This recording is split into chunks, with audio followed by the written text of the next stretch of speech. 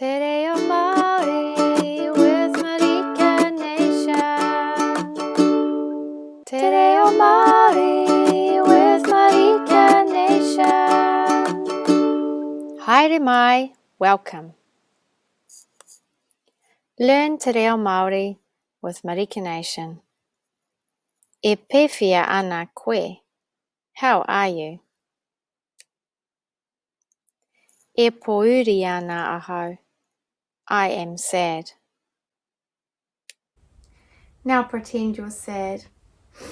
E pouri ana ahau. I am sad. Kōrero mai. E pouri ana ahau. I am sad. Ka pai. E harikoa ana ahau. I am happy. Now pretend you're happy. E harikoa ana ahau. I am happy. Kōrero mai. E harikoa ana ahau. I am happy. Ka pai. E ora ana ahau. I am well. Now pretend you're well.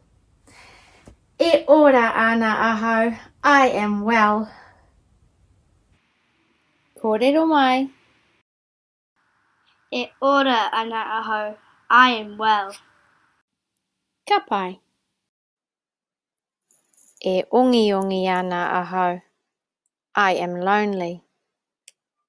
Now pretend you're lonely. E ongeonge ana ahau. I am lonely. Kōrero mai. E ungi ana ahau. I am lonely. Ka pai. Ehiamo ana ahau. I am excited. Now pretend you're excited. Ehiamo ana ahau. I'm excited. Kōrero mai.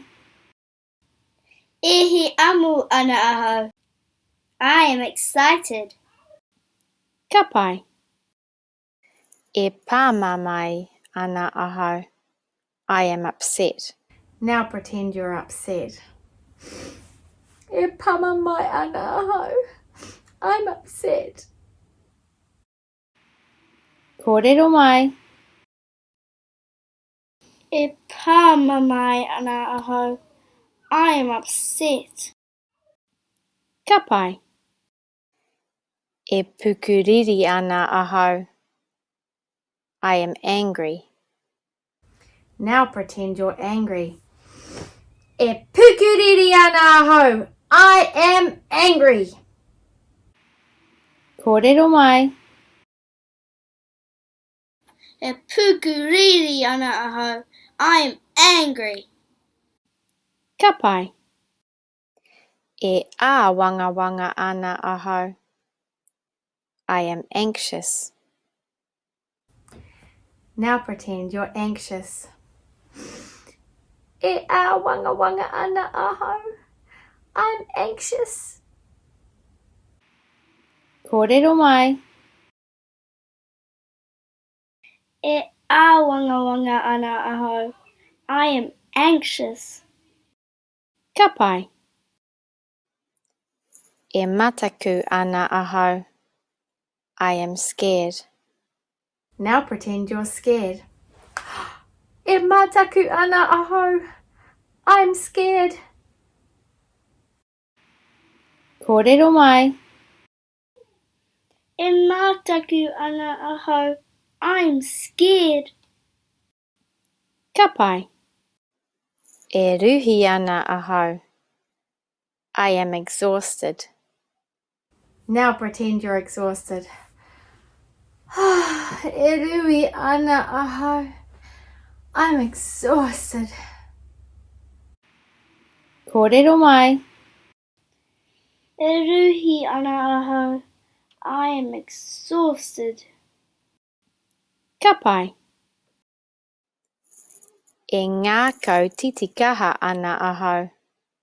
I am confident. Now pretend you're confident. E ngā kau titi kaha ana ahau, I am confident. Kōrero mai. E ngā ko titi kaha ana ahau, I am confident. Ka pai. E rangirua ana ahau, I am confused. Now pretend you're confused. E rangirua ana ahau, I'm confused. Kōrero mai. E rangirua ana ahau, I am confused. Ka pai. E ohorere ana ahau, I am surprised. Now pretend you're surprised. E ohorere ana ahau, I'm surprised. Kōrero mai. E ohorere ana ahau, I'm surprised. Ka pai. Te mutunga. The end. Te reo Māori.